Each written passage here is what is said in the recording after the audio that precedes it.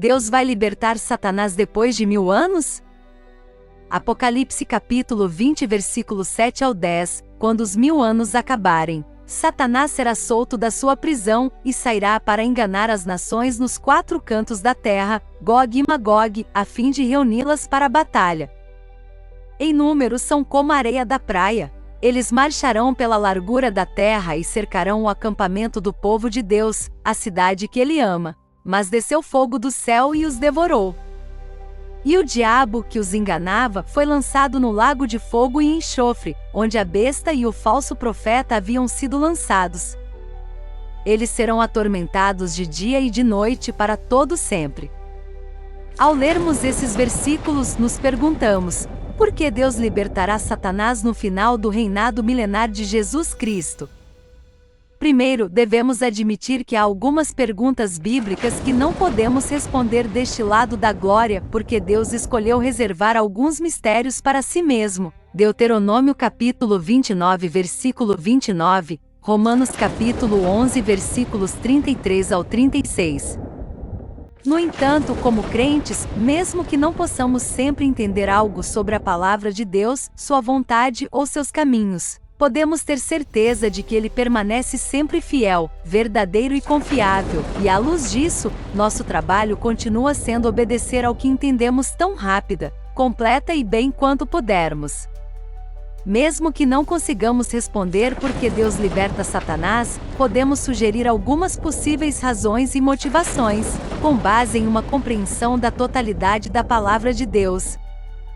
No início do milênio, apenas os crentes estarão vivos. Apocalipse capítulo 19 versículos 17 ao 21. Alguns que viverão durante o período de tribulação, e alguns que retornarão com o Senhor em sua segunda vinda.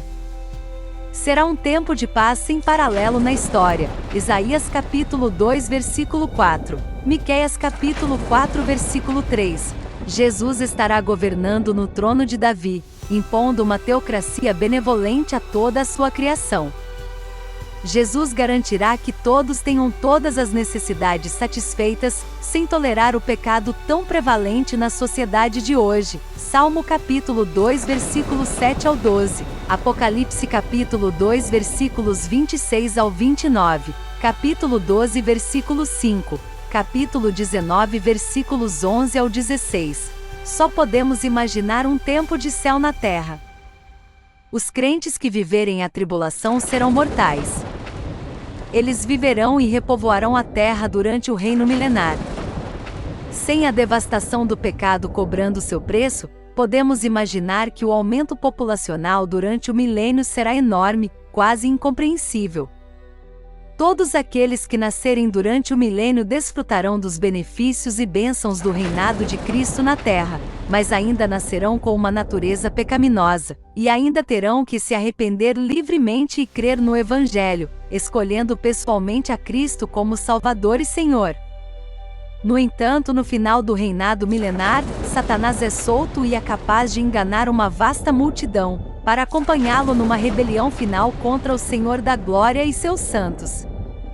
Parece que quanto mais a humanidade se afasta do fim da tribulação e do início do milênio, mais eles tomarão como certo o quão bom eles têm, e alguns podem até abrigar dúvidas sobre a bondade de Deus. Embora o número que se rebela com Satanás seja dito ser como a areia do mar, Apocalipse capítulo 20 versículo 8, eles ainda podem ser uma minoria em comparação com o número que não se rebela. Ainda será um grande número de almas que se juntarão a Satanás. Sem dúvida, uma das principais razões pelas quais Deus nos dá esta imagem do que acontecerá no tempo, é demonstrar a natureza pecaminosa profundamente obstinado, inerente a toda a humanidade, Jeremias capítulo 17 versículo 9. Além disso, Deus está tentando nos dizer algo sobre sua natureza conforme exibida durante o milênio.